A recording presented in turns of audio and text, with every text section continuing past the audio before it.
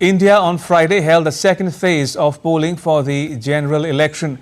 In the second phase, 88 seats across 13 states and union territories went to the polls. The 88 parliamentary constituencies include all 20 seats in Kerala, 14 in Karnataka, 13 in Rajasthan, 8 each in Uttar Pradesh and Maharashtra, 6 in Madhya Pradesh, 5 each in Assam and Bihar, 3 each in West Bengal and Chhattisgarh, and 1 each in Jammu and Kashmir, Manipur and Tripura. The overall voter turnout in 88 seats going to the polls in 13 states was 50.25% by 3 p.m.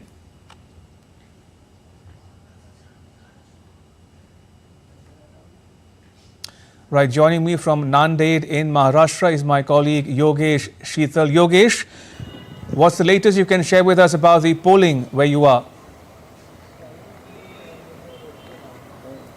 See, Ramesh, in the morning we have seen that people are coming, not in a big number, but at the day proceeded, we see that people, the momentum, it took some momentum, and also in all the, there are more than 2,000 polling booths, not all the booths, but some special, some booths, we can say some model booths also. In some booths, the frequency of people and the voters, basically the excitement we see was obviously very good. In some, it was average, and currently I am in a, polling booth. You can see my camera person. Request my camera person to show you that how people in less number, at least people are coming, and in the all 8 constituencies, there are 5 in Vidarbha and 3 in Marathwada, the 8 constituencies, the voter turnout has been a concern in the past, but this time it is roughly around 53% by 6 p.m.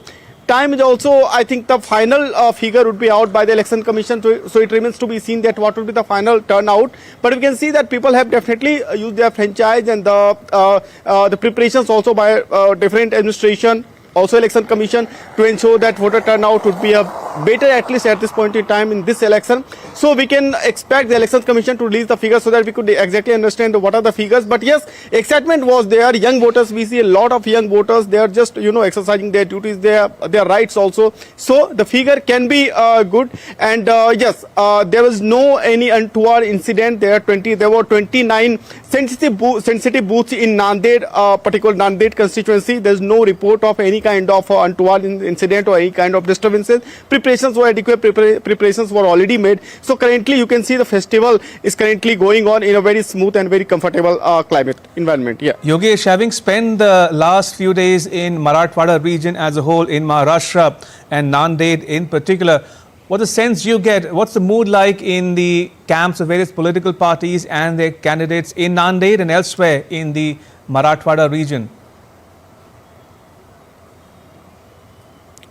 See, Ramesh, it's a very important question, because coming to Marathwada, basically Marathwada, these 3 constituencies in Marathwada, Hingoli, Parbhani and Dane. Apart from these 3, there are 5 constituencies in Vidarbha region, that is Akola, Buldana, Yavatmal, Amravati and Wardha. Coming to Marathwada precisely, especially in Nanded. See, Nanded has been a bastion for Congress. We know Shankar Chauhan and then Ashok Chauhan. And since Ashok Chauhan recently joined BJP, it changed the entire political landscape, because Nanded also includes 9 assembly constituencies, 6 constituencies in Nanded, 2 in Hingoli and 1 in Latur. There are 9 constituencies overall, assembly constituencies in Nanded. So since the Maharashtra assembly election is also lined up by the end of this year, this result will definitely, the echo of this result you can see will be heard not only in Nanded but also in Marathwada and entire Maharashtra, because the Congress basically you can also say that the bargaining power of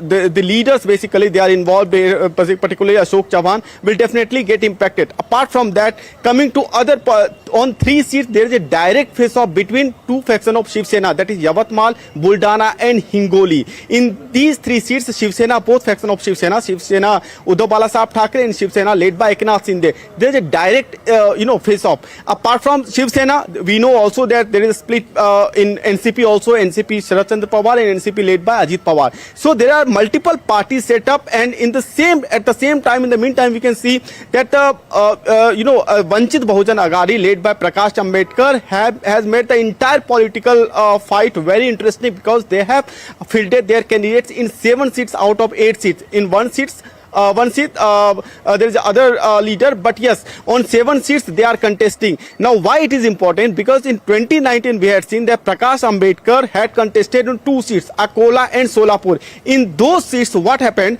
The Congress couldn't win, and also even Prakash Ambedkar also couldn't secure their seat, but the fragmentation of vote was so decisive that Congress also, even the last time, the bargaining, the negotiation and the seat sharing communications were completely on to ensure that Vanchit Bahujan Aghadi is also included in that India alliance, but it couldn't happen, and that is the reason why the entire political parties are very, they are quite infinitely, they are curious to know that what would be the situation. At the same time, also this sympathy vote, because sympathy Marathwada has been a bastion for Shiv Sena. Earlier it was ruled by Nizam rule, later on Mukul Wasnik and top leaders represented these constituency.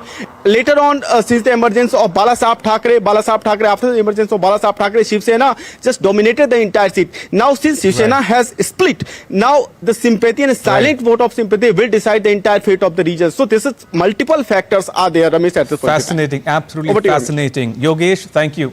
Yogesh Sheetal reporting there from